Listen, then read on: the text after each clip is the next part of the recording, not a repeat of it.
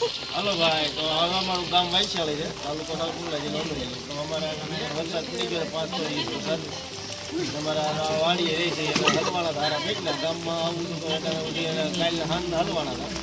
વાડીથી ઘેરે ન એટલું ત્યારે પાણી કેવો વરસાદ પડ્યો ભાઈ?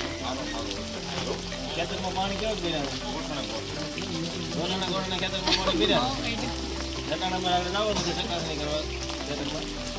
મારા કેવું નુકસાન થયું છે, અમે જો આ દિવાલ પડી ગઈ છે ત્યાં કરો ગયા દિવાલ જ્યાં કરી દે